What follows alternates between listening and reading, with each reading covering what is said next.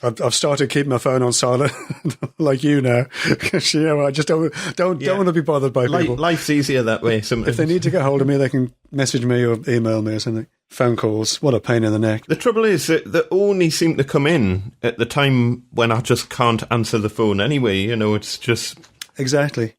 I was out to lunch yesterday. It was happened to be my birthday yesterday. And we were out. Happy birthday, Peter! Thank you. Yes, this is the first day of my last year as a 50-something, which is wow. Yeah, I know. It's how the heck did I get to be here? It's bizarre. But anyway, we had a nice afternoon out. We went out to lunch and had a mooch around the South Bank.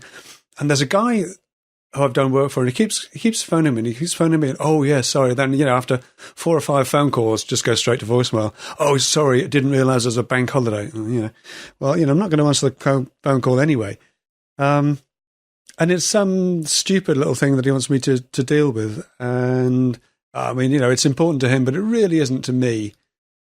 And I've known him a long time, and from back in the handyman days, and he's one of probably 2 people that I do little odds and ends for still. Because he's interesting. I like him. He's a nice guy. Done more sizable work for him in the past. And this particular drama, this crisis, he's got a curtain rod come down, and he's going away, and he needs the curtains to be up when he comes back. And that's it. That prompted 6 phone calls yesterday. 6 phone calls. Oh. So anyway, you see, that'll be in the top of his list of priorities. Absolutely. Whereas it's like, I can't go until I've got curtains. Yeah, I can't even begin to tell you how far down it is my list of priorities. Yeah.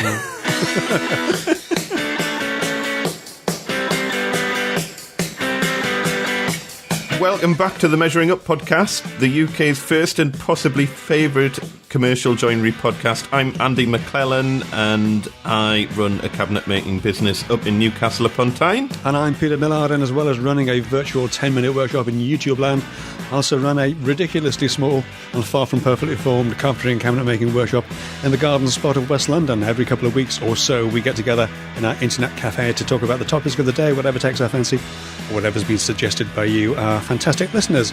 But before we get into all that, Andy Mac, how have you been? It seems like forever since I spoke to you. It does seem like, you know what it is? Last time we spoke on a podcast, we were like in a hotel room in a travel lodge in Birmingham. And it worked remarkably well, I think. Maybe we'll talk a little bit more about that later on. Yeah, maybe on the after show, that would be a good one for the after show. Yeah, we'll have a chat about what I know we've got a few sort of fledgling podcasters who do listen to us, so perhaps they'd be interested in how we did that on the road, which is all. It was an entertaining exercise and worked remarkably well, didn't it? Considering it did, it worked really well. The state that we were in. I thought our voices didn't sound as painful as they were in real life. Didn't sound as bad as we felt. Absolutely, yeah. We're recording this on the morning of Tuesday, the 28th of May. A little bit later than usual. I was away last week, and thank you for rearranging our schedule, Andy, to accommodate me doing this a little bit later. Oh, that's fine. Last week, since we've been to Birmingham to make a central, I had a week where, I had a week of fannying about, as you might say, with bedside tables. And then last week, I was away helping my son. I was away in Southampton doing a bathroom refit, which is something I haven't done for a little while. So yeah. You've gone from cabinet maker to bathroom installer. Well, how hard can it be? Needs must. Somebody said I've posted a few pictures on my Instagram. Follow me on Instagram at 10-minute workshop. Follow the podcast on Instagram at Measuring Up Podcast, and follow Andy at Gosforth Handyman, of course, on Instagram. We use Instagram a lot for short form video and little snippets and bits and pieces of how we do, as a lot of makers do. But I posted a few pictures on Instagram, and somebody said, carpenters make the best tilers, because it's that, precision, that sort of attention to detail. I said, yeah, sure, but it ruins your planer blades, doesn't it? Yeah. It does, doesn't it? Yeah, the chisels don't work too well, but you get a lovely scribe, though. Yeah. But it looked awesome. Lovely work. It's hard work doing that by yourself. It is. Well, my son was off as well, so he gave me a hand. I used to do bathrooms. a lot of people said, "Oh, this is a bit of a departure for you," but actually, if you visit my commercial site at petermillard.com, it is carpentry cabinets, kitchens, and bathrooms. Although I haven't actually touched a kitchen or a bathroom for a few years. This is the first bathroom I've done in quite a while, and probably the last as well. I don't think I'll be doing much more of those going forwards. But yeah, it was good fun. Good fun to do that again. It reminds you when you do this sort of stuff just how many different skills you need within a bathroom, because there's a little bit of electrics, there's plumbing, obviously, there's tiling, there's a little bit of carpentry, and there's an awful lot of decorating. So yes, lots of different skill sets involved. And back in the day when I did this for clients, I did the first two. I started doing everything on my own, but you just sort of, I can do it, but you just grind yourself into a pathetic heap by the end of it. So I would have, sparkies come in to do the electrics and plumbers coming in to doing the wet stuff. And I would sort of be the circus ringmaster designing it and putting the basic bits together. I never did find a good tiler, unfortunately. So I ended up doing the tiling myself, which I'm not, I don't particularly enjoy. It's fine when, as in my son's bathroom, it's a relatively new build, and we can talk about new builds as well. But where the walls are, nice and flat and smooth, but in these typical Victorian sort of properties that I work with most of the time in London, the walls are horrible. They've been chopped about and adapted and messed around with all through the 70s and 80s. And they're a real mess. There's, many layers of tile on top of plasterboard, on top of lath and plaster and all the rest of it. So, yeah, not much fun to work with that kind of thing. Whereas working on a nice, flat, reasonably straight and level wall is relatively easy. It's a huge difference. It's a huge difference. But I've done many kitchens and bathrooms for myself, but I've never done them commercially. But just because there's good money in doing that sort of work, but it's a lot of work. Yeah. Oh, absolutely. It's hard work, and some of the best kitchen and bathroom fitters that I've seen who they're subcontracted to one of the big box shifters, 2 guys, and they can do a complete bathroom in 2 days. Wow. The only thing that holds them back is waiting on grout to dry, basically. Goodness. And yeah, I was always just blown away by how quickly they can get it done. I think they have to pop back on the 3rd day just to do the silicone, because they can't physically do it until the grout's dried. Yeah. On the tiles, so they get all the install and the tiling kind of done on day 1. The remaining kind of first and second fix stuff on day 2, and then the grouting, and then day 3 they're in to get the silicone done and the last bits and pieces, and that's pretty amazing. It's like a machine. Yeah, that's right. The trouble is, I can't do that, but if you're young enough and fit enough, you can do that, but you can't do it day after day after day. No. You just can't. You've got to take a break day in between that. You'll burn yourself out. And I find it quite funny when, I don't know if you've ever had comments like it, but I've had the odd comment on my channel saying like, if you were working for me, I'd need you to work a bit faster. And it's like, well, I wouldn't be working for you then, would I? I'm not working for you, mate. Because yeah, exactly. Yes. When you're in your 20s, then you can work at a certain pace. But when you're in your 40s and 50s, then that pace does slow down. And absolutely. It also slows down because you know what goes wrong when you work at that pace, and you tend to make a lot more mistakes.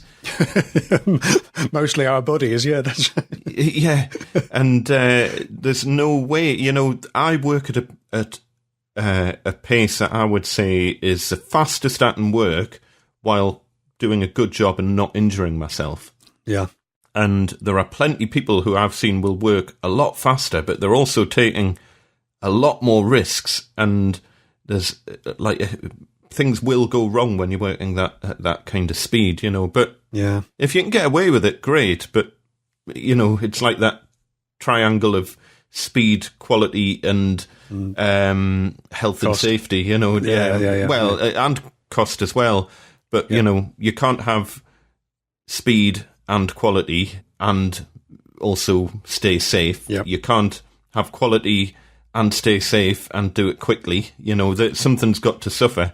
Yeah. I've found that I work at a comfortable speed, and these people generally don't have a clue what's going on in the background anyway. I mean, when you're filming a project, you're in a completely different frame of mind to when you're working on a project normally without a camera running. You Absolutely. Most of the time I'm wondering, is the only thing you can see at the minute is my backside, you know, or the back of my arm, that's right, yeah. or, you know, so that's the sort of thing that goes through your mind when you're filming a project, and that does slow things down, but people don't understand that. Oh, absolutely. I've got the third part of my CNC build coming out today. I brought it forwards a little bit because the other one, part 2, was left on a bit of a pause, so I brought this one out quickly. And I've gone through on this one. There was a long, involved story, which I won't bore you with, but there was a part that was faulty, and I had that replaced. So I've gone actually into the detail on this of how I replaced it. And it took so long to do just because I'm trying to keep my fingers out of the way of the lens, because, you know, you're trying to show what you're doing, but at the same time, your hands are just always going to be in the way when it's this, you know, fine, fiddly detail like this. And it took a long time to do that. And I've had a few comments, oh, you know, you're not really showing the build. What's the point of this? Well, you know, what's the point of, you know, showing me screw things together if it takes me 10 times as long to keep my fingers out the way? So, I don't know. I mean, I've had shots where just to get the camera in the right position, I've had to work with a hammer and chisel or with a drill or whatever. I've had to work with my hand physically knitted through the tripod. Yeah. Have you ever had that sort of situation? Yeah, it's like absolutely. You would never, ever work like that, you know. But just as well we have triple jointed arms, isn't it? Yeah, and you're literally trying to weave your hand in and out the legs of the tripod to try and get your hands in a position where you can do the work, but your hands aren't in front of the lens and blocking the thing that you're trying to film. And you end up in some interesting positions that people just, it's like, sorry, I'm not working at like double my current rate at the minute, but if you could see the precarious angle that I'm at the moment, you would understand. But it's funny. We got some great feedback, I thought, from over the last few weeks. We did. It's been very good. We had a great one from Jake, who was asking about noise and soundproofing. Jake says, love the podcast, etc., etc. Thank you very much. He's in the process of planning to make the leap into being self-employed as a joiner cabinet maker, and he's trying to work out if he could have a workshop in his garage at home to save costs. Well, that's a great idea, because obviously you keep the overheads down as much as you can. But he was wondering not just about the space issues, but he lives in a residential area in Sheffield with an attached garage. How do we manage the noise? Well, he puts a couple of specific questions out to each of us.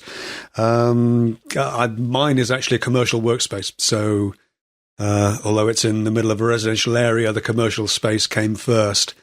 So the houses came after. So I don't have to worry too much about noise. Although obviously, there are offices around me, so they don't want too much noise going on. But my workshop is built like a brick outhouse. Apparently, they were originally made to house the fuel tanks for the heating system for the whole building, and that this whole building used to be a boot factory, apparently, way back. My end of it was bombed during the war, which is why it looks rather nasty, sort of 50s style. So it's pretty solid and not soundproofed in any way, but you don't get an awful lot of noise leakage. Although, having said that, there's not between my unit and the one next door, there's only a plasterboard partition wall. So I do hear them talking sometimes next door. There's a seamstress, a sewing company next door to me who do sort of costumes and things. So I personally don't do anything. What I do isn't that noisy, and it is only during the working day. But I've often wondered how you handle it, Andy, because obviously you're working from home effectively. Have you had any problems with your neighbours? Or? No, but my workshop is pretty well soundproofed. I've designed it to be pretty well soundproof from square one. So just to rewind a little bit, I did make a video about soundproofing, and I would suggest Jake watches that if you haven't already watched it. But I've made I think it's called Soundproofing 101 or something like that. But I'll pop a link in the show notes. But you need to understand the core principles of soundproofing, and one of the most important things is that density is your friend. So solid walls are naturally soundproof. So brick, concrete are naturally very soundproof materials. So there's not going to be much sound leakage through your brick walls. Right. What you will get sound leakage through is air gaps. So everywhere around your roof, around your eaves, anything where air can freely move in and out, you need to block all of that because sound will easily get out those gaps. Your roof is effectively just 10 mil of tile, probably, or slate, or it might just be a wooden flat roof. I don't know what the roof's made of. A little bit of insulation in there as well, but it won't do much to keep the sound down. No, the insulation does very, very little to control soundproofing. It can help in terms of sound absorption, and it can reduce echoing and things. And that reduction in echoing can make it sound like the noise is quieter. If you got a decibel meter out, it would probably be no quieter, but you get that kind of perceived volume drop because there's less sound bouncing about. Bouncing around, got it, yeah. But, and it's like the old egg box thing, egg boxes don't do a thing for soundproofing, but they do reduce echoes. Yeah. And therefore, because all the echoing's reduced, you think that it's doing some sort of soundproofing. It's not doing any soundproofing whatsoever. Yeah. Gotcha. So you need to think about how you're going to treat the roof or the ceiling. So in my workshop, I've put in a plasterboard ceiling. So I've got plasterboard, insulation on top of the plasterboard, then a great big air gap, and then I've got the roof of the garage. Plus I've got loads of stuff up in the loft of my garage anyway, like rubbish and old boxes and things. So all of that kind of goes towards it. I've sealed up every air gap there is around the workshop. And then on the other side of the garage, I've got a double MDF wall. And MDF is, again, density is your friend. Yeah. MDF is very dense. The plasterboard's very dense as well, but plasterboard's not very practical for attaching things onto the wall in a workshop. So no, sure. You can get soundproof or acoustic plasterboard, can't you? And it's just different levels of density, basically. You get like it's just heavy, isn't it? It's just dense. Yeah, like the sound block plasterboard and stuff, and then you can also get special glues for gluing layers of the plasterboard on top of each other, so you can get special. And it just comes in a mastic tube, but it's expensive. It's like 15 or 20 quid a tube or something. Yeah, but it's designed to prevent sound transmission between layers of plasterboard, because again, you want to try and minimize transmission of sound through solid objects. So solid objects are very good at transmitting sound. So if you've got a vibrating table saw and it's touching your wall effectively becomes a giant speaker for your table saw, because the vibration of the saw vibrates the wall, and that, especially if it's like a plasterboard wall or something, As I say, I've got MDF, 2 layers of MDF. One's 12 mil, one's 18 mil, so 30 mil of MDF with insulation in between. And then on the outside of that, there's another brick wall, and then you've got the outside. So you've got 12 mil MDF, insulation, 18 mil MDF, big air gap, brick wall, and then neighbouring property. What do you do? And you can't hear a thing. Okay, what do you do? That. Presumably, because you work from your garage, presumably you had an up and over door there. What did you do to seal that up? So same again, blocked up with a false wall, stud wall, right, and 18 mil MDF and insulation again, and it's fine. I think I only use 1 layer of MDF on that, and purely on the basis that there's no one in front of my garage door, so it doesn't it's never going to disturb anyone anyway. It's not going to impact on neighbours going out into the street, effectively out onto your drive. It's my drive, so I would only be disturbing myself. But I've had the table sawn dust extractor running, and I've gone outside and everything, and it's fine. And then my door into the workshop, a lot of people have asked, why have I made a door out of MDF? I've made a door out of MDF because it's soundproof, because it's very dense. Yeah. So again, to try and keep the weight down a little bit, I went for 2 layers of 12 mil. Right. Rather than 18 mil, because I think 18 mil would just be, for 2 layers of 18 mil on a door, yes, would be very, very heavy. Yeah, I'd be putting some stresses on those hinges. Yeah, yes. So I just went for 12 mil with a torsion box type thing. You know how you would make a 36 mil a workbench door. or whatever. Yeah. And that works really well. That's why I've gone for the MDF door, just for soundproofing again. And it's all great, but I have designed everything to be temporary, because this has only ever been a temporary thing. I have no intention of having a workshop in my garage for the entire time, and I would love to find. No, sure. I'm always on the lookout. The 27,000 square foot. Yeah, exactly. I'd settle for 500 square foot, you know. But well, this is it, isn't it? We were out. A completely different story, but we were out in our back garden, and my back garden is almost exactly 5 by 10 meters, so 50 square meters, 600 square feet, near enough. And it is, it would be just about the perfect workshop size, just that one big room that size. Yeah. But you just can't find those. I'm sure they must exist somewhere, but it does seem to be a particularly difficult thing to find.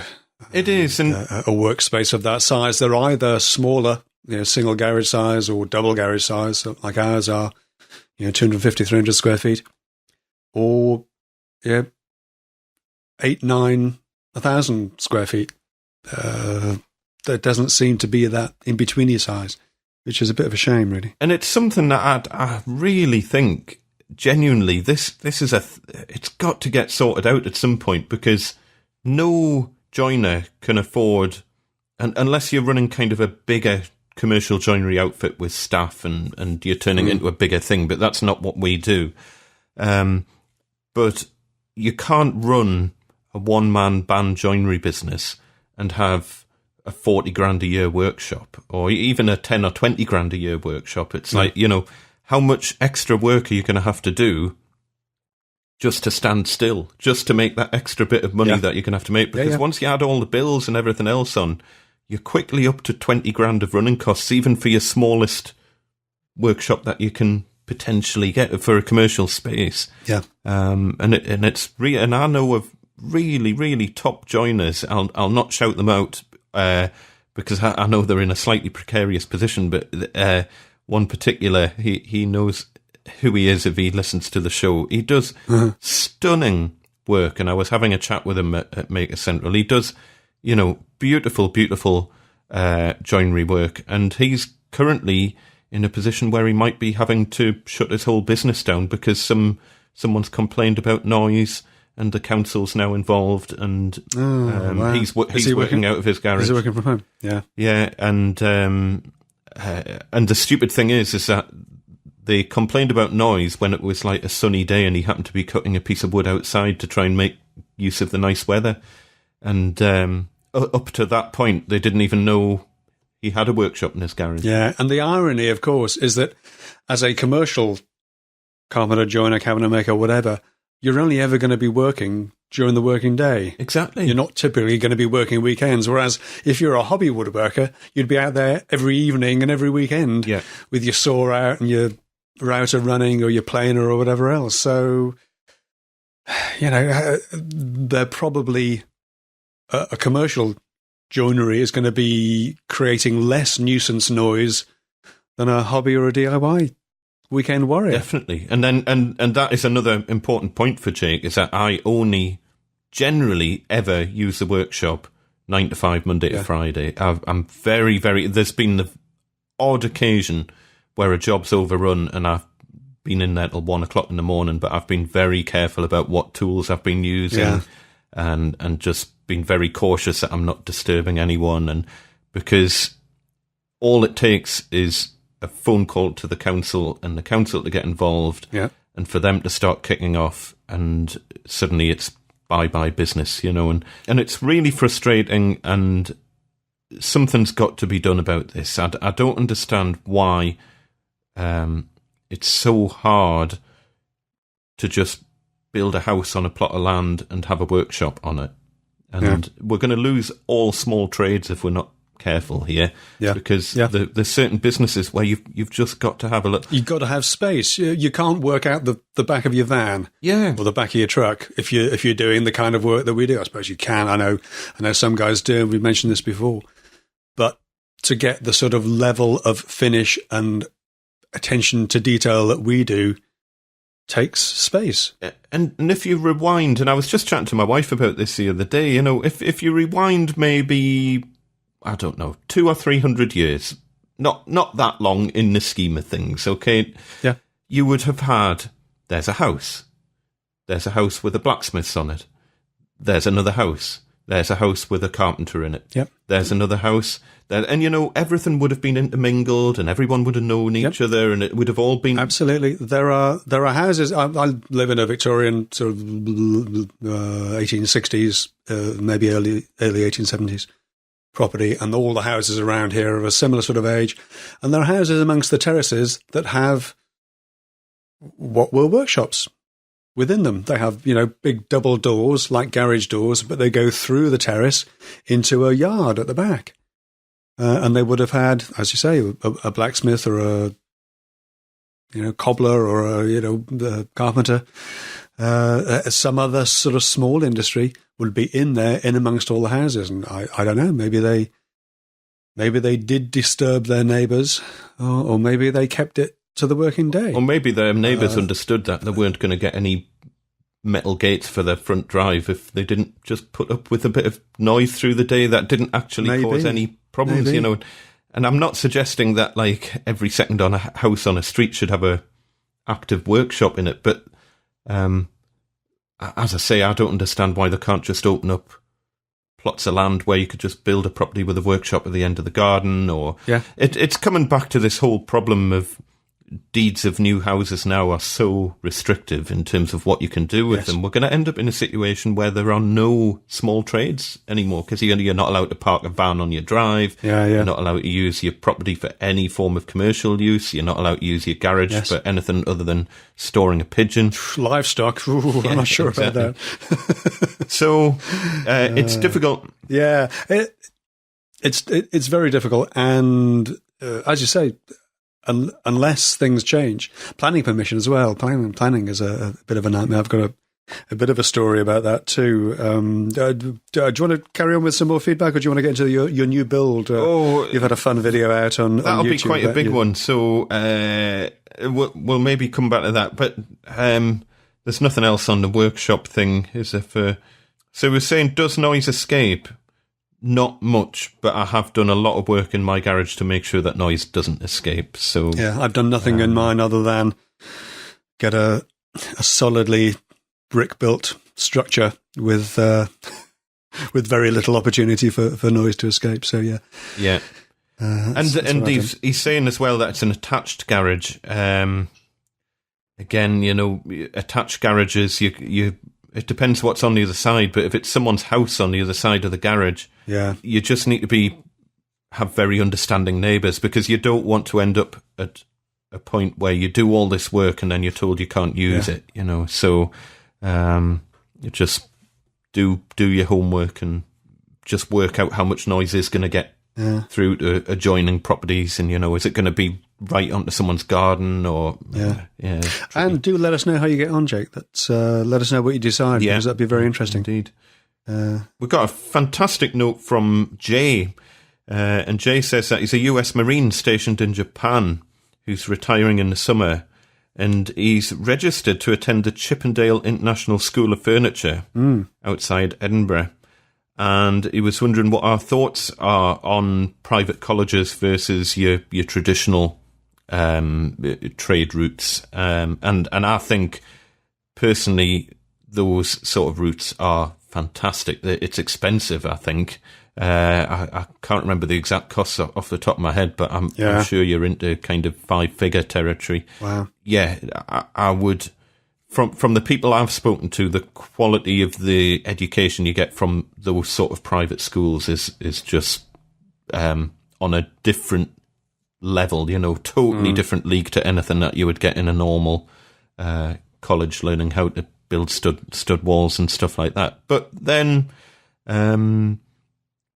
you do have to consider what you're going to do at the end of it. Yes. But if it is just for your own satisfaction of doing that, and maybe you will eventually branch out into doing high-end furniture, but that it's a hard business to build something like that up from scratch. That's all I would say. Absolutely, yes. And in fact, I don't know of any furniture makers of that type who don't also have some kind of teaching facility attached to them as well. I don't know of any who just make high-end sort of one-off furniture pieces without having the additional income of sort of teaching as well. Yeah. So tough, potentially a tough game to get involved in. But I agree. I think the quality of education that you'll get from those sort of private schools will be far and away better than anything you can get from sort of the typical sort of college education, stud walls and all the rest of it. Definitely.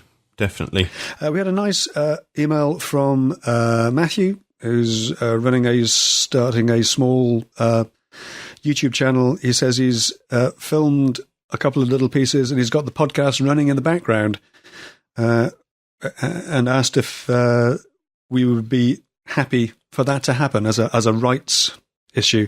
I don't think I've got any problem with that, have you? Well, this is an interesting one. So, hello, Matthew, from Pure DIY Maintenance. And thank you for asking. That's the important thing. Yeah. Well done. You've realised that there's a potential rights issue here, which is excellent. I've asked this exact same question to two other big podcasts. Right. Who happen to have been on in the background when I've been doing stuff, and I've never heard anything back. And then I've sent them another note, and it's like, look, can I do this or not? And I've never heard anything. And personally, I don't have a problem with it, as long as they credit us, so that people know credit us. What the podcast is. I would suspect on the bigger shows, they have to be a little bit careful about we're not giving away any rights to do whatever you like with the show. No. But if it's just on in the background, and you provide some sort of credit, then that's awesome. The more people who get to listen to podcasts, the better, in my view. But yeah, absolutely. As I say, it's a question that I've asked of bigger podcasts, and I've never managed to get a solid answer on it, which has always frustrated me slightly. And I always thought, well, you know what it is. Yeah. So it doesn't really make any difference where you're listening it from, and as long as people know what it is. Out of interest, what did you do? Did you put the video out regardless, or did you shelve it? I put it on Patreon only for one of them, and the other one, I think I chopped it up so much, but often I ended up just cutting everything out that was the podcast, because I kind of got the impression that they maybe didn't want me to do that. But I always have generally put a credit, but then I've never heard anything back, and eventually you kind of think, well, I've jumped through all the hoops here and I'm still not hearing anything back from you. And eventually it's like, well, stuff you then. So yeah. Well, there's a whole issue of fair use comes into it as well. You do need to be careful. Just as a quick sort of aside for Matthew, that when you're recording this sort of stuff, even things like incidental background music can have your video pulled. I did a little video where I happened to be walking through a warehouse one time that had the radio on in the background, and I missed it. It was just part of the background music. Wasn't playing the song myself, but the video got pulled by YouTube because of the background music. So you do need to be careful about that. And thank you, Matthew, for asking the question. As I say, a credit would be good. And best of luck with your... but otherwise, I don't think we've got... And best of luck with the channel. Yeah, great. Fantastic stuff. And also, you've inspired me to set up my own workshop doing handmade one-off items for people. Superb. Well, that's nice. Brilliant. Yeah. enjoy the podcast, and yeah, as I say, just give it a bit of a credit. I think the main thing is that whatever you're putting out there doesn't become just a rip-off copy of the podcast. I think that's where you start up getting onto dodgy territory. And you can't sort of edit your video so that the edit on the podcast sounds significantly different, or sounds like we're saying something that we didn't say. That sort of stuff. But yeah, as long as it's incidental in the background, I don't think we have any objection. I guess it becomes, if people are watching your video just to listen to our podcast, then questions might be asked. But if people are watching your video, the first of which is you need to do better videos. Well, yeah, very true. Yeah. So cool. What else have we got? What else have we got? We got Maker Central and Beyond from Ryan. This is an interesting one. Ryan says, just another quick congratulations on your contribution to the Maker Central 2019. I thought the entire show was excellent. I do have some thoughts, and maybe you can discuss on a future show, and here we are. Ryan says he visited the show on Saturday and was blown away by the selection of woodworking stands and tool manufacturers, the main reason he attended. But he generally felt that a lot of other types of makers weren't very well represented. I know there were a handful of other maker crafts, but it felt a little light. Do we think this is because the woodworking makers are so popular? And if so, will the myriad of other crafts be represented in the future? Maker Central is still in its infancy, I guess. Ryan says, as always, your opinions are welcome.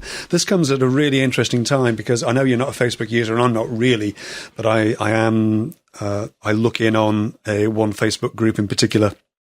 And the question came up on this about Maker Central and what people thought about it. And it's a fascinating read because the number of people who have got the wrong idea of what Maker Central was about altogether is just extraordinary. People moaning about the price of entry, people whining about the price of car parking. What? How there were too many resin manufacturers, there's too much CNC, there weren't enough discounts available on the tools. And you think, it's not a tool show. It's not a woodworking show.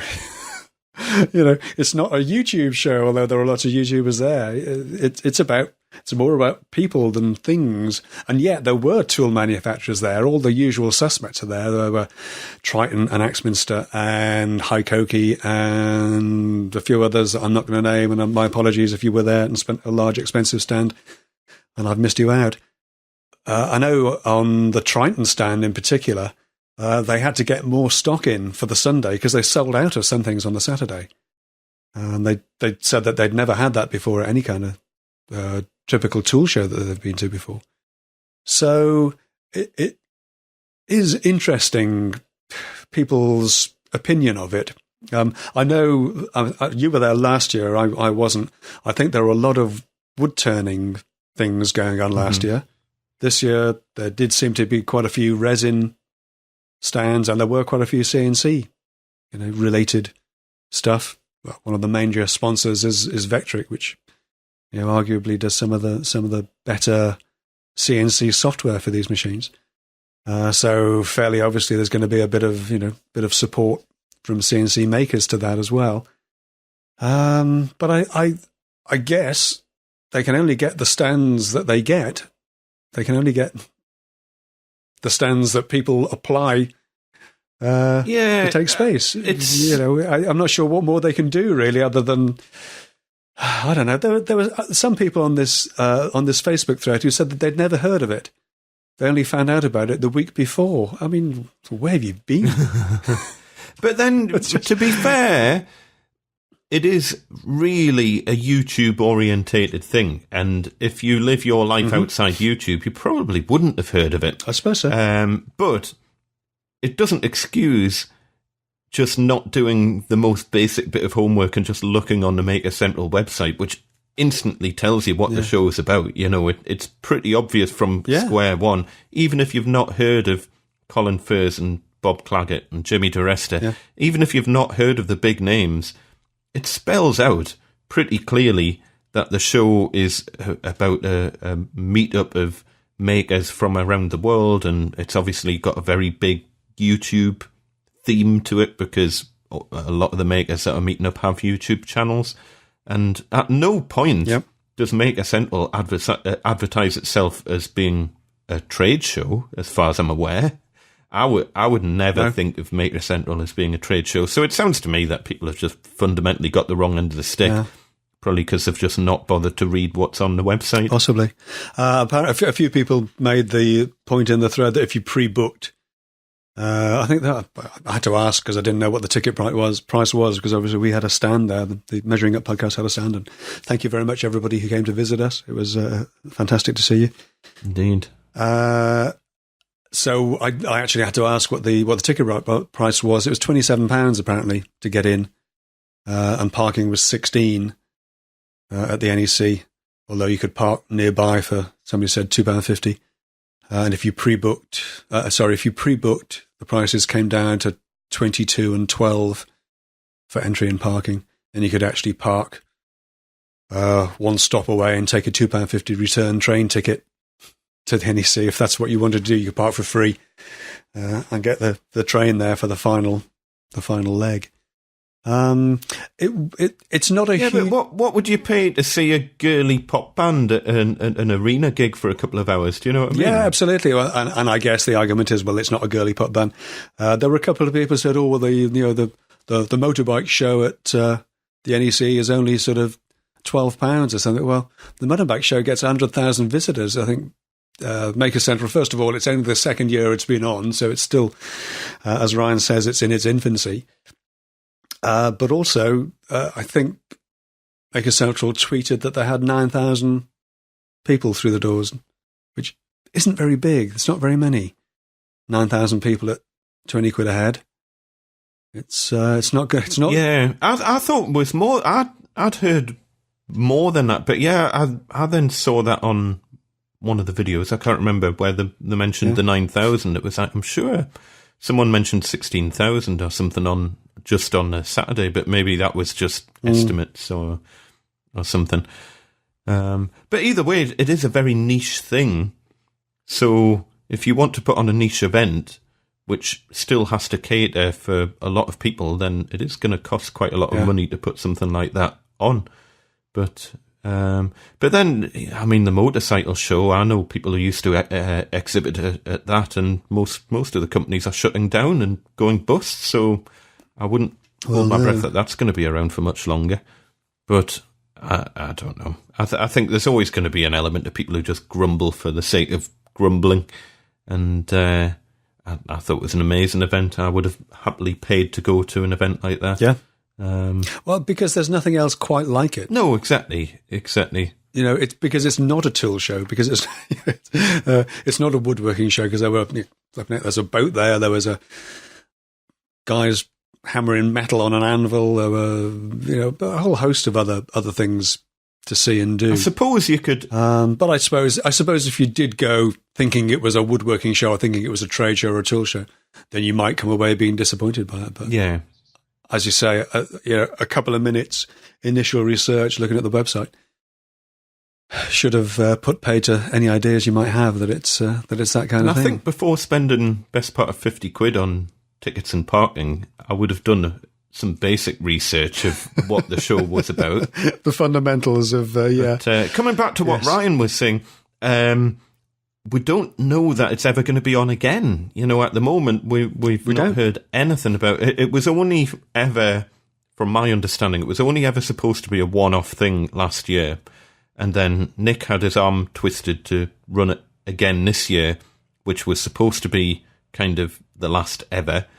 And then I think he's having his arm twisted again, but it does sound like a massive ball ache to put on a show like that if you're not an events management company and that's not the thing that you do for a job.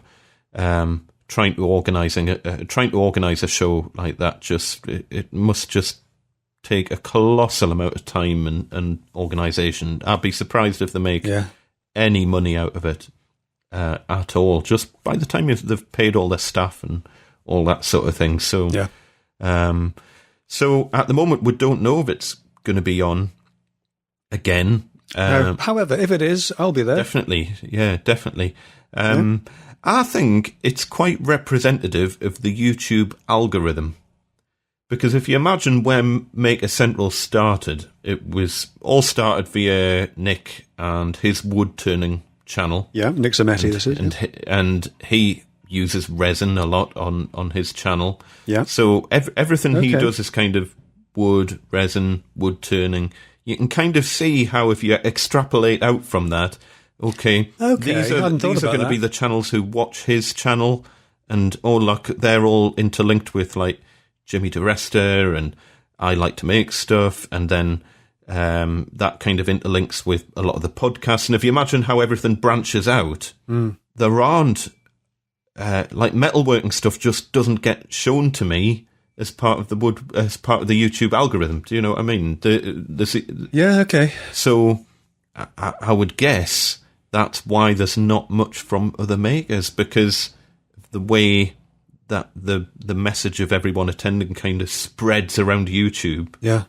Through the way the YouTube algorithm works, I would imagine you are going to end up with a lot of makers who are very similar. I hadn't thought of that at all. That's a very good point, actually. Yeah, okay. So, other than people who have then heard about it on a grapevine, or obviously they've got Colin Furze in as a big name, but your typical metal workers probably aren't.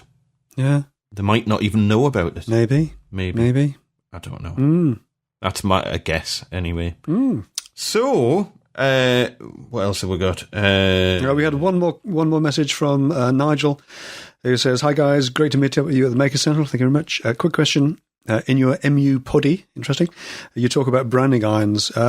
Do we have any details? I think I put a link in the show notes of that podcast, but we'll put them in the links in the show notes of this podcast as well. I do have a branding iron, which is supplied to me through a guy with an Etsy store, Outpost Workshop UK, I think it was. And I think you've got one as well, which came from elsewhere. We'll put those links or those details in the show notes to this podcast. But yes. Yeah, mine came via an eBay seller, where it was an eBay seller who is in Australia, who then I think outsources it to China, and then it comes in via some other country. So it's a truly international branding iron. Right, mine was lovingly handcrafted in Liverpool, so or at least hand CNC'd in Liverpool. So yes, okay, we'll put those links in the show notes. Is yours electric, Andy, or is it a heat up one? No, it's literally just a flat piece of metal with a same as thread on it. It didn't come with a handle or anything. Okay, but I've had mine for a couple of years, I think, at least. So right. I think branding irons have become a little bit easier to get hold of over the last year or so. Yes, I'm sure. When I was originally looking around for mine, I couldn't find anyone in the UK doing them at all. As I say, this is the only place I could find. I'm sure there were places that did them, but I couldn't find any at the time. So, what else? Oh, planning permission you were talking about. Only tangentially. It was to do with new builds and stuff, really. So I don't know if you want to shelve that. It's more to do with the new build. It's a new build horror story, courtesy of my sister, actually. So we can put that into the show when we talk about your new build. Well, we can talk about that now if you want. Unless there's anything you want to go into at the minute. Oh, your legs. Oh, the legs. On you. Let's talk about the legs. Let's talk about the legs on your bedside tables. Legs on my bedside tables. Oh, if you don't want to talk about them, then no, it's fine. So the legs on my bedside tables. Where do we get to last time? Because this is we got up to you were going to have to hand chisel the bottom of your legs away, just so you could fit them into these new crazy legs, into these little slipper feet, cup feet. Okay, so I that's right. So I did that. I found a way to do it using my track saw, actually, and I did put a little snippet of video up on Instagram. I did a short video last week. That's right, about doing this, because it's a bit of a fiddle. The problem is because there's a low shelf on these things, you can't get the track saw in to do the inside cut, so you've got to do it as a waist side cut. So anyway, got the cut all the way around done. And I chiseled the feet down, chiseled the bottom of the legs down to accept these feet. And the feet, I had only had 1 foot, you might recall, as a trial, and they'd ordered some more and were sent to me.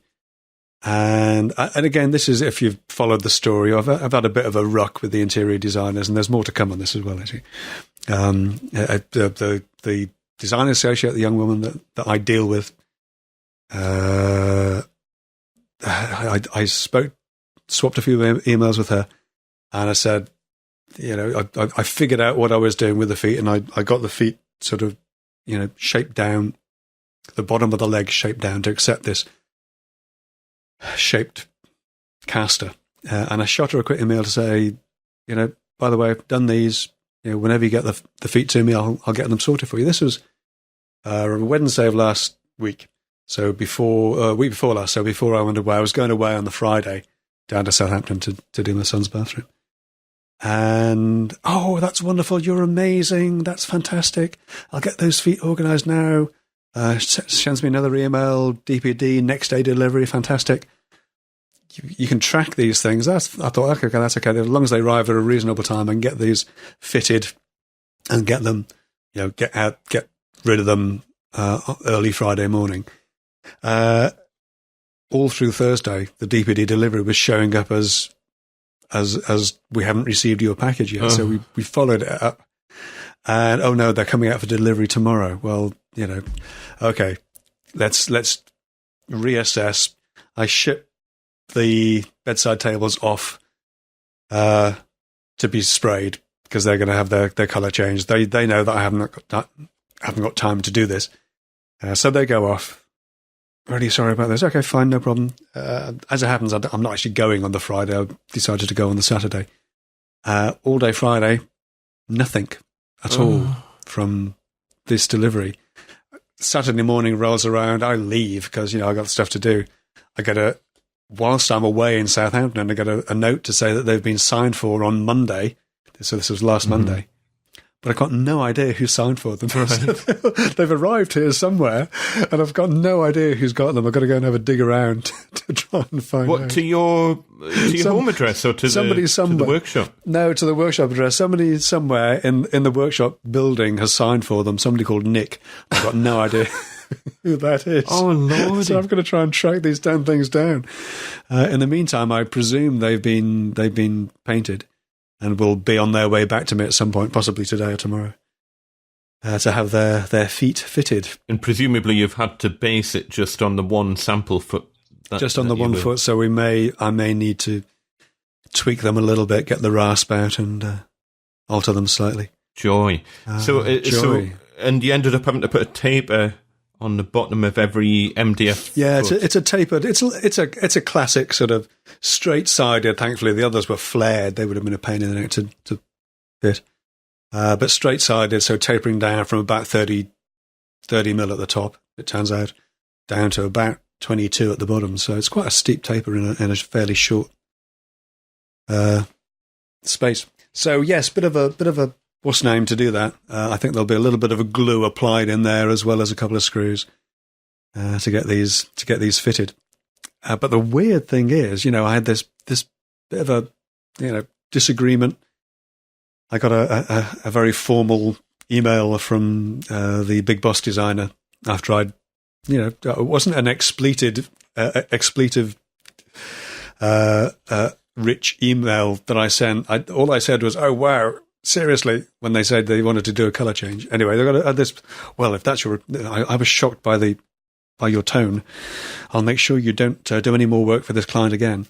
Well, this was the client that I did my big job for last year. Well, over the weekend, I got an email from them to say, "Oh, we need some wardrobes fitting in our spare bedroom. When you've got a minute, could you come by and do a measure up?" Oh, really? So, I don't know what's going on here. It's just baffling and bizarre. To do work for them direct, or?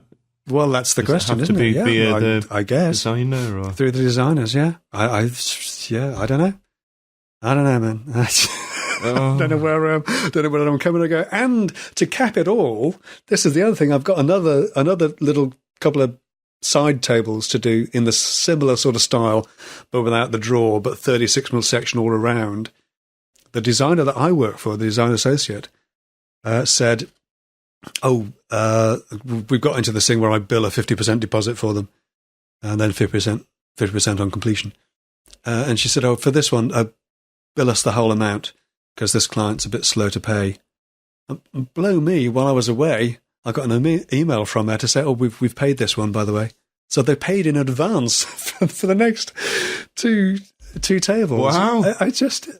I don't know. Couldn't make it up. I don't know. I just don't know whether I'm coming or going with these guys. I really don't. Yeah. So yes, that's the state of the tables. I don't know how the spraying went. Hopefully, I'll find out. It wasn't sent to the normal guys who went out to another sprayer that they use, who I don't really know. Otherwise, I'd have given these guys a call to see how they got on spraying on top of the linseed oil painter if it had to all come off. I don't know. I was going to say, are they happy to do that then? Are they just taking that on? I have absolutely no idea, other than the fact that, the feet have been delivered somewhere and that they've paid me in advance for the next job. I've had no communication from them at all, so very strange. So it might be... we'll see. So it might be tables with no feet and the paint hanging off. Could be, yeah. But you've been paid. Yes, exactly. So... Jobs are good, and on to the next one. Jobs are good, and on to the next one, yeah. Oh, my. I don't know. So, yes, anyway, that story will continue and will unfold. I had a message on Instagram, actually, from somebody asking if a side question about these little bedside tables and asking me if I'm going to do a build video on them. And I haven't really, to be honest. I've shot a little bit of video on them because I didn't think they were that interesting. But this whole saga has taken so long, I may well cobble something together from what I've shot already. Are they similar to... I can't remember. Didn't you do a video on making a coffee table or console table? They're much smaller, much narrower. Same sort of principle, I guess. Smaller section, narrower section, and the bedside tables had drawers in them, so that was. Yeah, I was going to say a little bit drawers, more interesting, a little different. Yeah. Well, good luck with that. Thank you. Yes. So in the meantime, I've been running internet cables around my house. Yes, and finding. Have you finding anything interesting, Andy? Well, yeah. So and the thing is, this has caused so many problems for me because I'm in the middle of a whole series of videos singing the praises of new builds and why I've never had any major problems in the new build that I'm in, and I've had I've literally got videos made where I've filmed lots of bits and I just haven't started the edit yet, but I'm going on about like how you never run into that many problems, and all houses were new once, and then in the process of pulling cables through a soil stack enclosure, is that right? Yeah. The boxing in around the soil stack, yeah. And just as an aside, my son lives in a 2003 built property, and it was such a pleasure to work on. Yeah. When doing his bathroom, easy access to everything. Yeah. Ceiling voids were easy. Concrete floor, which surprised me a little bit. Very solid. I totally agree about the density of and the lack of noise coming through. Is it flat? So, but yes. Yes, it's a flat. Yeah, they'll have to do that for fireproofing, I would imagine, the concrete floor. So, but yeah, an absolute dream to work on. However, you tweeted out about this and talked about this, and I have to say, after what you said on Twitter and Instagram about having to, make sure you have your lunch first, I was expecting the worst, let's say, but in fact, what you found was a bottle of builder pee. Yeah, a bottle of wee 5 years old, hidden inside one of the walls. Nice. And it had been there from. I've owned this house literally from it being built off plan, and it's been sitting there, probably put in by the drywallers, I would have thought.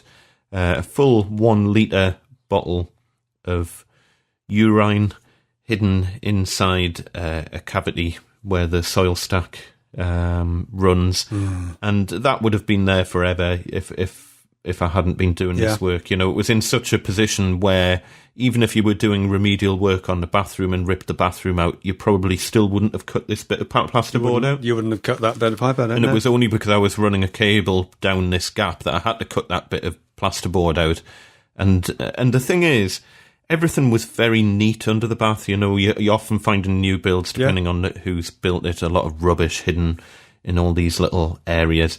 And it was all perfectly neat, no rubbish, everything perfectly cleaned out. And then I took away this bit of plasterboard and just neatly tucked in the corner there.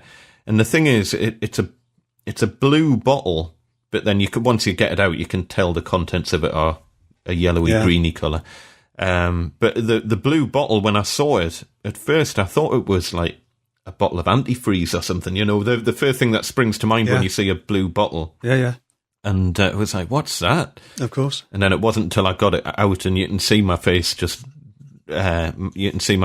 drop on the video when it's like, oh my God. Because at first it was like, what have they done? The cheeky blighters have left like a bottle of antifreeze in there, just as left a bottle of pop or something. Yeah. And then you get it out, and it's just that.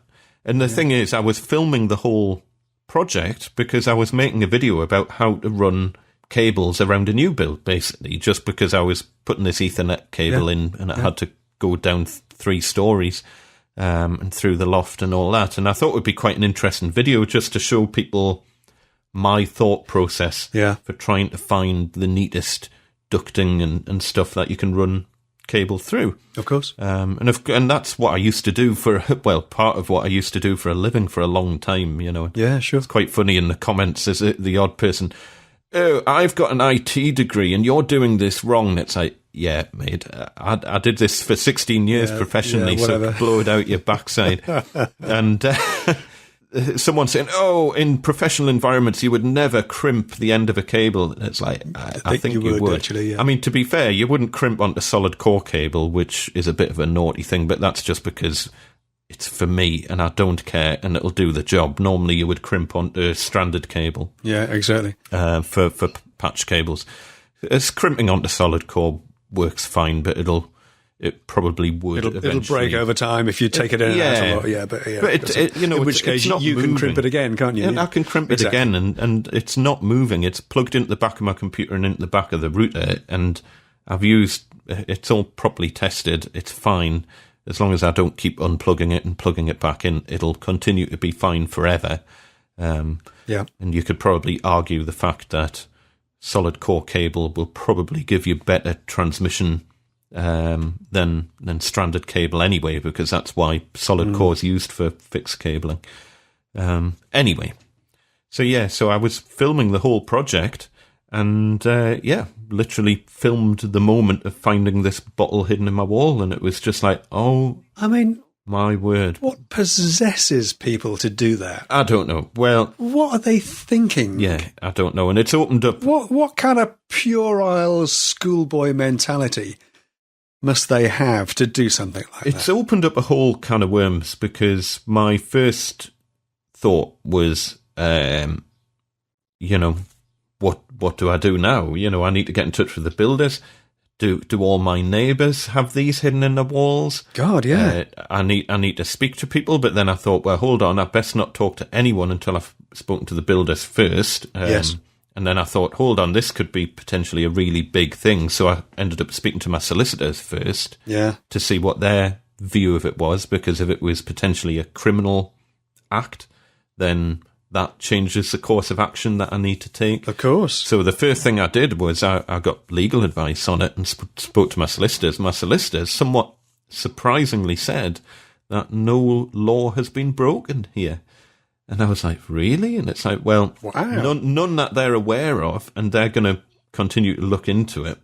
But, that in itself is just like, what? It's not against the law to hide bodily fluids inside a stranger's house.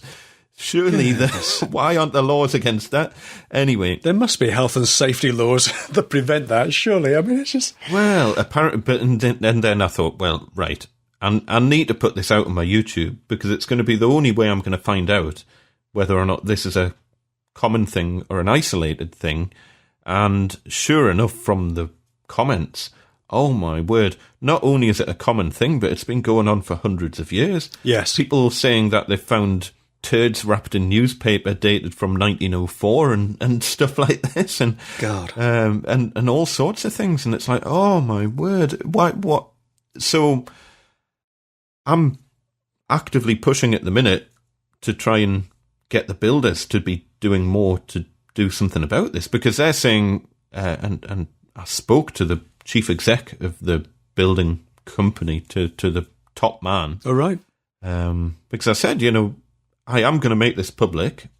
I may or may not mention the building company, and at the moment I'm not mentioning it because I don't want to burn my bridges and destroy those communication channels, because at the minute I can talk to them. If I turn it into a lot of people have said in the comments, you should name and shame them, and it's like, that is like number one rule of business. Don't burn your bridges, because at the moment I can talk to them. Yes. As soon as I do that, barriers will come up. Then your solicitors are going to be talking to their solicitors, and suddenly that gets very expensive. Yeah, and there would be no progress, and it would just turn what was a difficult situation into an even more difficult situation.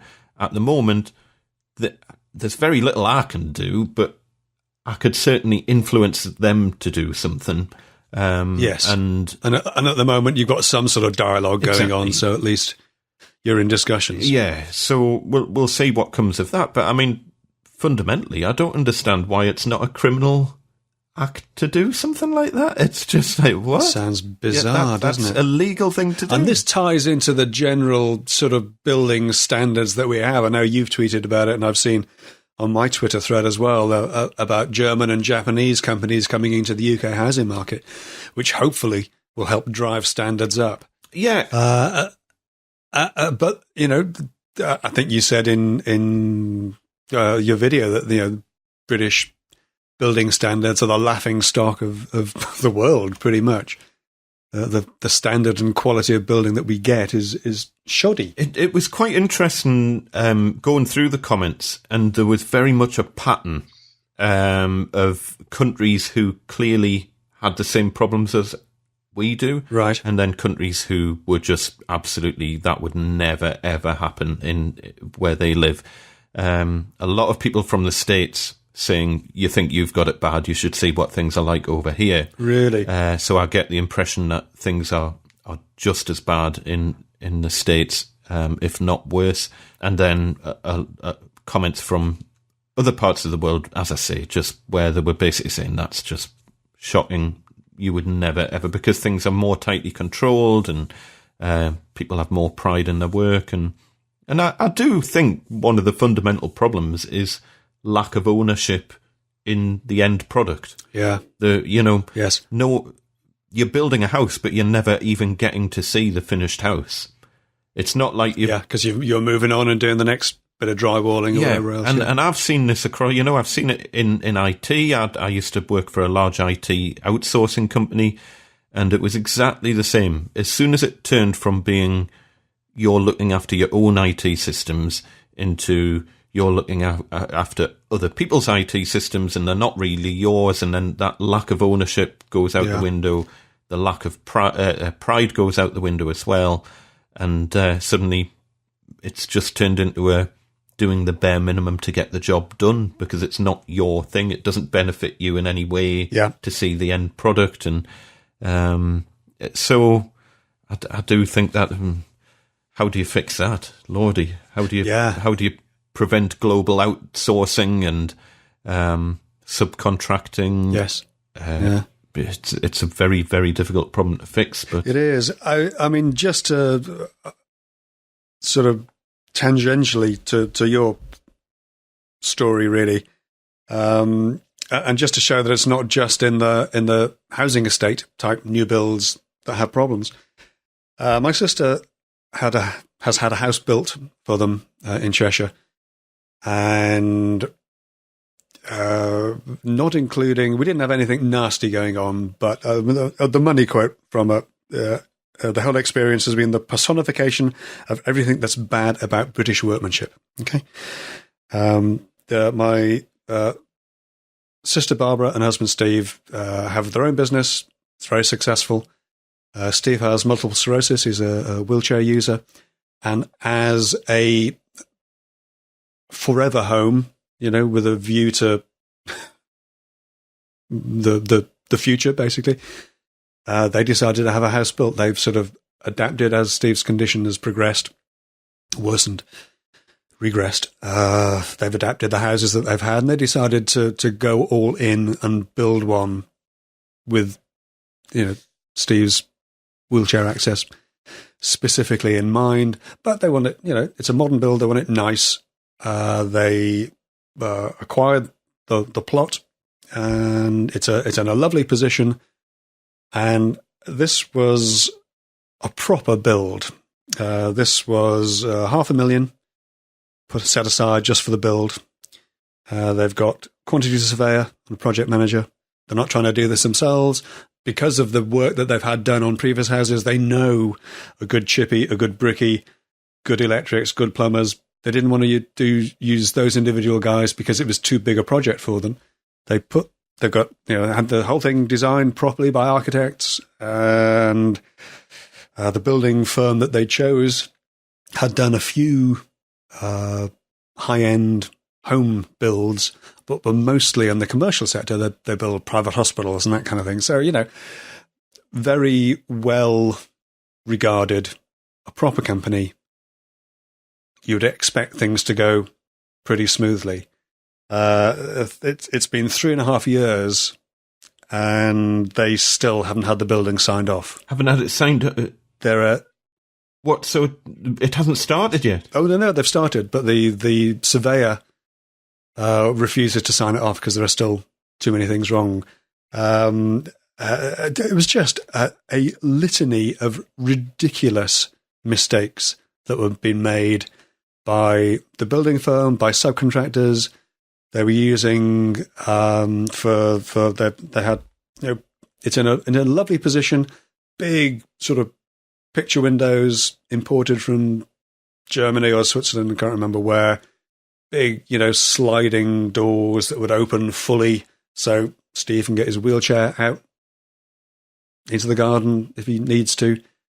Every single window leaked. No. Yeah, being the Cheshire Plain, they get a lot of rain as well. And every single window leaked. I think they've still got one that's still leaking. This is 3.5 years since the building started, 3 years since they moved in. Because the installers that this building company used weren't certified, the warranty is void. No. On the windows. Same with the kitchen, same with the heating. They didn't have, it's taken them almost 3 years to sort out their heating. They're using air source heat pump. Right.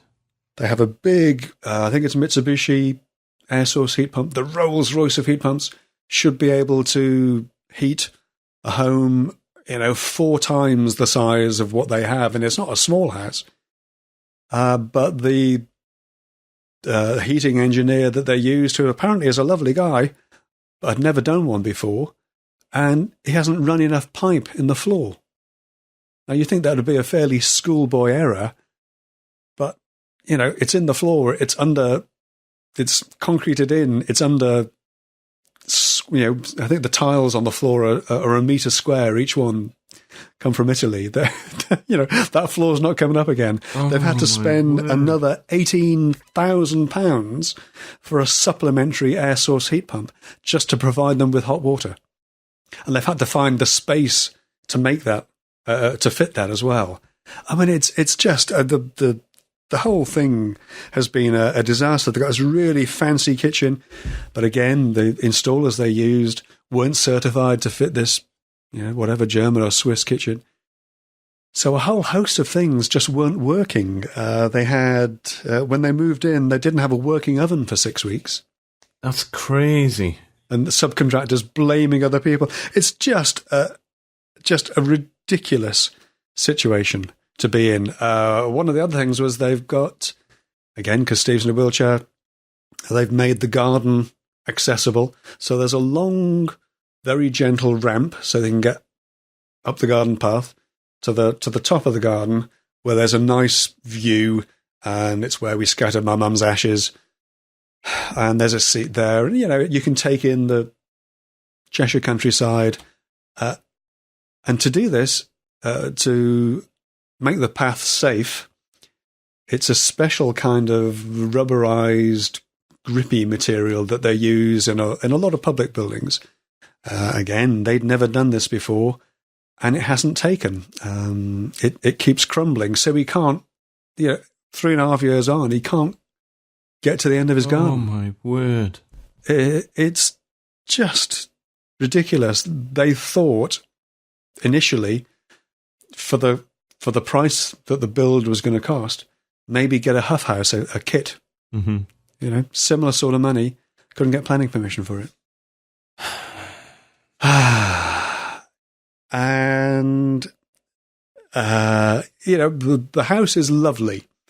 It's in a fantastic position. It's really nicely designed, but it's just not working properly. It's cost them a lot more, not just in money, to get to where they are now, and it's still not 100%.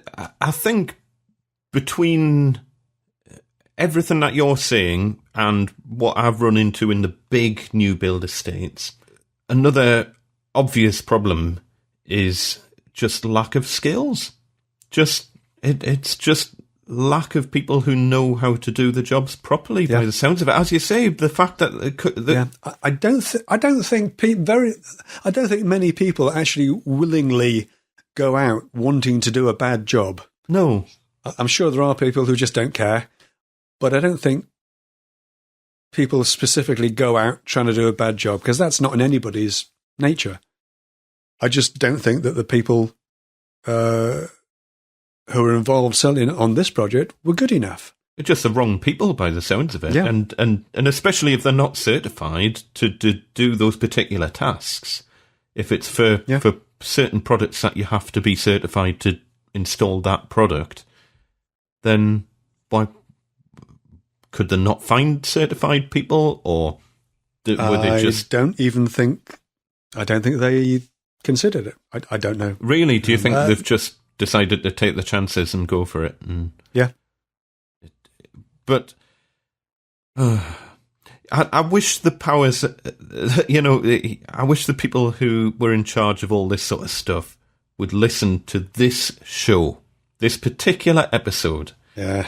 Because I think it just summarises so many things that are wrong with the UK building industry at the minute. Lack of pride in the work, lack of ownership, shortage of skills, the planning processes which somehow allow giant housing estates to get built with almost complete disregard to planning and building regs, where effectively they're getting third-party companies to sign off on building regs when the properties aren't meeting building regs. I mean, there's so many deviations from building regs in my house. It's just... I'll be making a video about that. We've got windows, in talking of leaking windows, we've got a patio window that has always leaked, and we just can't stop it from leaking. And the builders came back, must have been 3 or 4 times, and eventually it was just like, you know what it is?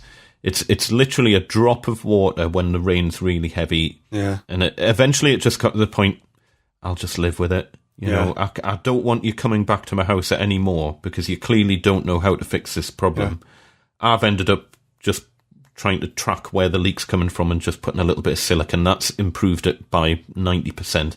Yeah. And unless there's like really, really heavy rain, it's generally fine. I've got another window where there's like probably a 5mm gap at the top where you can see out to outside. God. It's not a massive problem. At some point I'll have to sort it out, but it's 3 stories up, so it's not going to be an easy one to do, and I can't do it from the inside.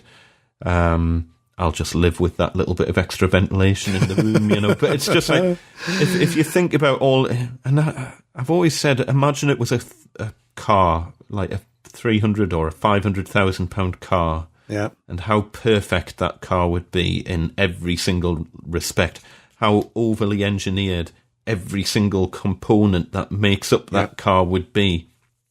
And someone said in the comments on my video, oh, it's not fair to compare it with cars. And it's like, yeah, cars are much harder to build than houses. Yeah, they move. I could have a stab at building a house. I couldn't have a stab at building a car. It wouldn't be the best of houses in the world, and the brickwork would be a bit shoddy, but I reckon I could... Build a house, yeah. If push came to shove, I reckon I could build a house from top to bottom, and it would be a functional house.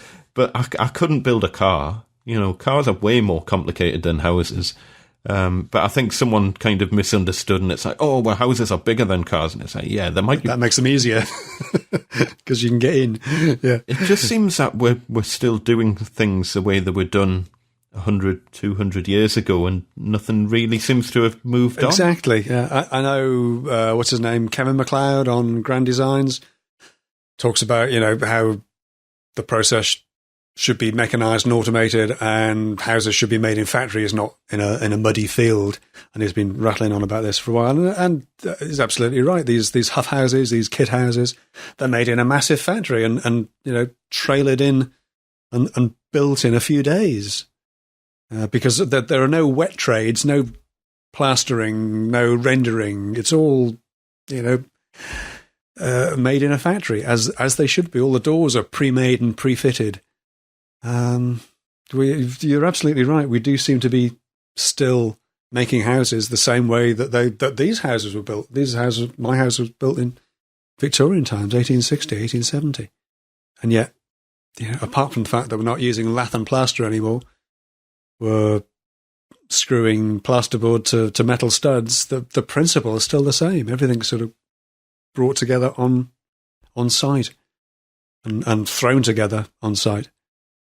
When these things could be being made almost as complete units and kind of craned in with all the services attached. It'll be very interesting to look back at this show in 2 or 3 years' time, once this Japanese building company gets involved in shaking the market up a bit, because it needs it. And this is self-inflicted by the UK housing market and the building industry in general. Absolutely self-inflicted. Absolutely, yeah. I do wonder if the Japanese and maybe the German companies coming into the market will need to bring their own people in, bring their own builders in. Very possibly, because there's a massive shortage of skilled labour in this country anyway. So that in itself will be interesting to see whether or not they can even...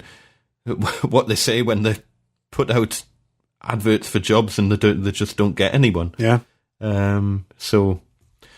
watch this space. Yes, absolutely. But yeah, fascinating. Well, I'm sorry to hear about what you found, and I'm glad you haven't found any more. Well, I kind of feel a bit better that it's not just me. In a way, it was kind of the first thing that goes through your mind is like, oh, well, that's a bit... why have they done that? Do they not like me? Yeah. And then you start thinking about it, and it's like, well, hold on.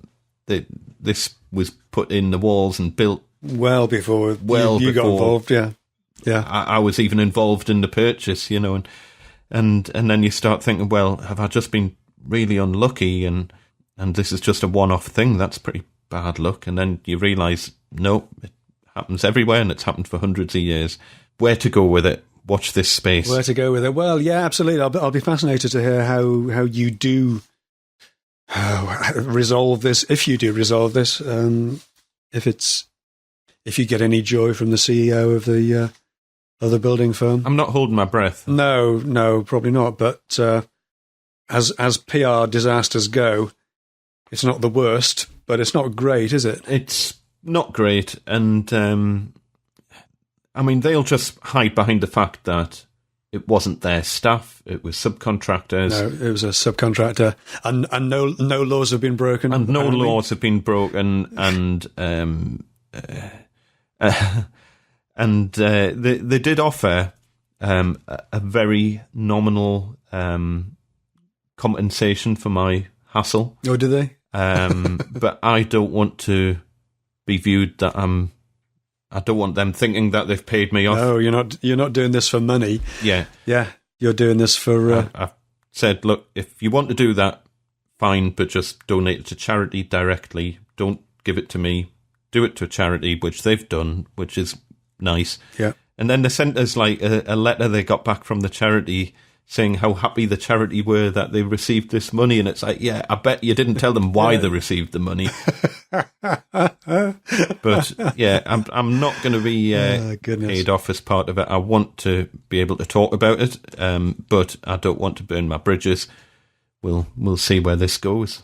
Cool. Well, we're an hour and a half in. We're best. Should we chat a bit about Maker Central in the after show? Yes, we will. I feel like we've chatted about it an awful lot, but we haven't really spoken publicly that much about it to each other, have we? So yeah, we haven't really debriefed, have we? Not really. It feels like forever since I spoke to you, actually. It does. Well, it's because we're recording this a little bit late, and so thank you everyone for listening. Once again, you can find me at Gosforth Handyman on YouTube and Gosforth Handyman on Instagram and Gosforth Andy on Twitter. And where can we find you, Peter? I am 10 Minute Workshop on YouTube, at 10 Minute Workshop on Instagram, at 10 Minute Shop on the Twitters. And of course, you can post feedback to the podcast at Measuring Up PC on Twitter, on Instagram at Measuring Up Podcast, or email contact@measuringuppodcast.com. Will always reach us. We need to do a few shout-outs to say thank you very much to our Patreon supporters. Andy, you go first. Indeed. We'll give our random Patreon wheel a quick spin. And that saves me having to search for that sound effect.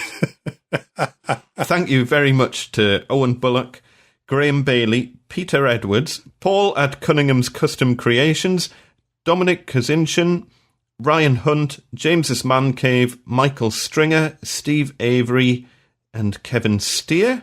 And I'm going to say thank you very much to Mike Parsons, the Untested Woodworker, Wayne Gilbert, Mark Duff, Kevin Miller, Darren McElvey, Harry Capper, Douglas Deal, Max Vertz, Jay Wong, and Piece of Timber. And remember, you can follow the show on Instagram as well, Measuring Up Podcast on Instagram and Measuring Up PC on Twitter. If you want to send us any feedback publicly, that is always appreciated. And if you would rather send us a private little note, you can do so via the contact form on the Measuring Up Podcast website, which is measuringuppodcast.com. Lovely. The music for this show is Silver by Riot.